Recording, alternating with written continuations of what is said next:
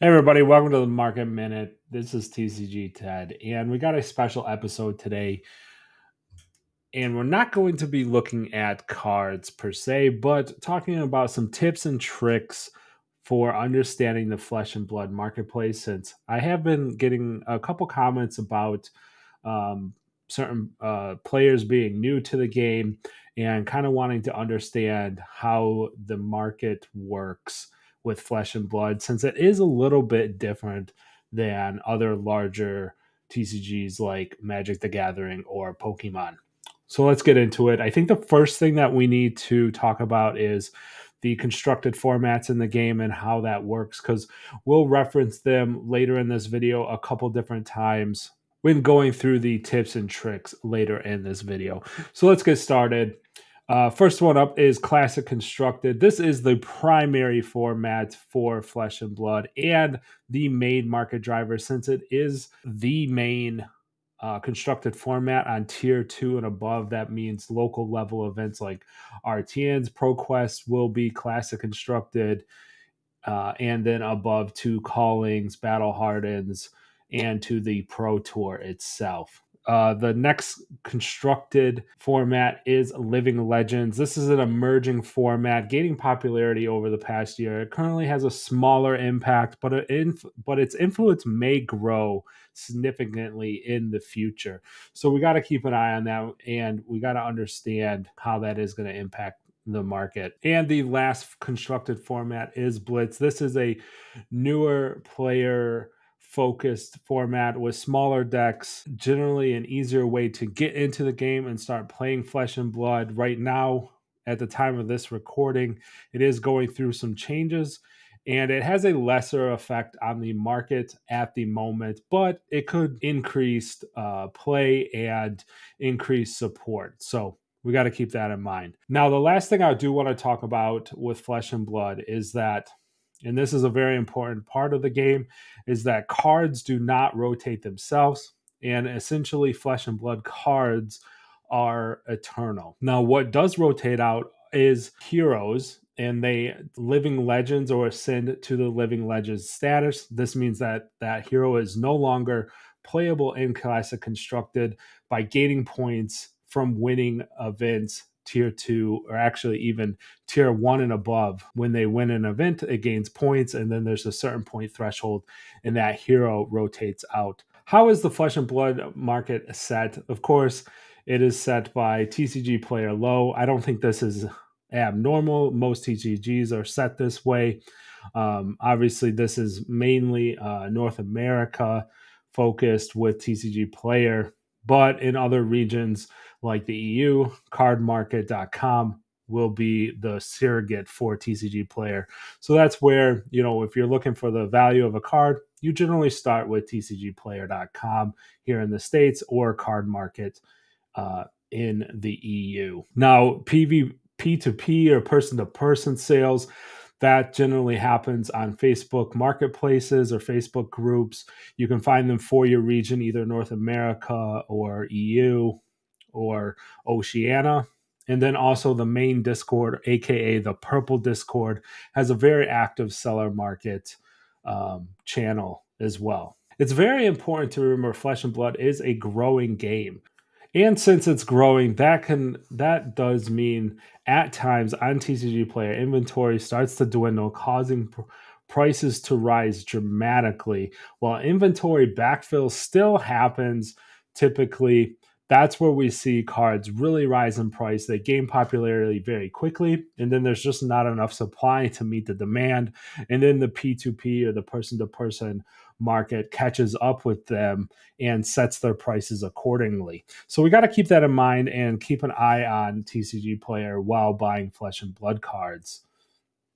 All right, let's talk about tip number 1. This one's probably the most obvious, just because, like in any TCG, you're going to have the best cards in the best deck showing the most price increase. New sets causing new heroes to gain power, or an armory deck that adds just a couple cards, but that those cards are very impactful, can shift the meta, and then you start to see the other cards in that hero suite start to rise rapidly as it gains in popularity. Now, one thing to note with this one, and what I want to add on to it, is that we have to keep an eye on when ProQuest seasons and RTN seasons start. These are the local events that happen at LGSs. There's a large number of them, and if the meta shifts to a new deck, that means a number of players are going to want to start picking up those cards to perform well in those events. So just keep an eye on the fact when ProQuest and RTN start, cards in the best decks will start to rise up quite quickly, and probably not the best time to buy those unless you are really competing, obviously, and you need those cards for your event. Okay, tip number 2. This is the best tip I can give to a player in this game. It's kind of the opposite of tip number 1. So when a hero is not the best deck in the game, or the hero is struggling into this meta, this is the best time in Flesh and Blood to start looking at filling your binder. Generally, cards will go down in price if they're not very popular, or they're played only in heroes that are not very popular, obviously. And you can really find some good deals on those cards. Again, as I mentioned at the top of the video, Flesh and Blood cards are eternal and the heroes rotate out. The cards that you pick up will have a home in a future deck at some point, most likely. And you can watch that market as it goes up and down, or the meta goes up and down. You can try to time your purchases properly and grab those cards when nobody's really looking, if you know what I mean, and it's not top meta. All right, tip number 3 here. So pay attention to the heroes Living Legends. As I mentioned at the top of the video, Living Legends is a fairly new format that's seen a lot of popularity and a lot of support from LSS over just this past year. And we've seen a number of heroes Living Legends out. When a hero Living Legends, the prices of the cards that can only be played in that hero's class or talent combination generally fall in price, because Living Legends is not the main driver of the market just yet. But those cards will be playable again. So this gives us another opportunity to leverage that the game's cards is eternal, and we can pick up those cards a little bit cheaper. And if you're looking to play Living Legends, you can actually get into Living Legends even cheaper and get a full deck this way. So keep an eye on that as well. That cards tend to fall down in price as they move out of CC legality with their heroes Living Legends. All right, tip number 4. This one's very important, and I think it's one of the strongest points about the game. LSS is very engaged with the player base. They are very open. They do a number of things where they have a podcast that they do on YouTube called the Dev Talk or Dev Download. They also have keynotes at all of their pro tours, and they're not afraid to drop little hints and tips in these podcasts and public appearances / keynotes. So if we keep an eye on those, there's a lot of times you can kind of like read the tea leaves, see what they're talking about, and kind of, oh, this means Warriors getting support in the near future. I should go grab my Warrior cards now while the cards are still, not as popular, and so on. And our last tip number 5, is again trying to leverage the fact that cards are eternal in Flesh and Blood.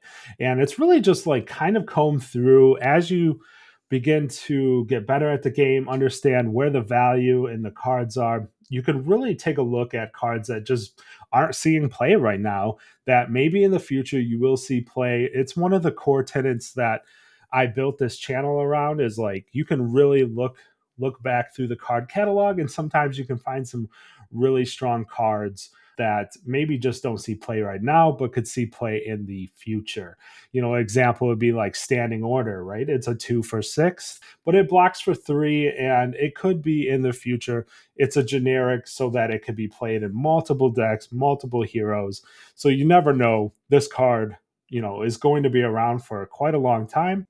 That's what you want to do, is like kind of sift through there and look through it. And then you don't have the fear in Flesh and Blood of cards rotating out like you do in other games. But that's going to do it for this episode, guys. Thank you so much. I hope this helps out new players that want to try out Flesh and Blood, that like to engage in the market and like to find their cards at a bargain.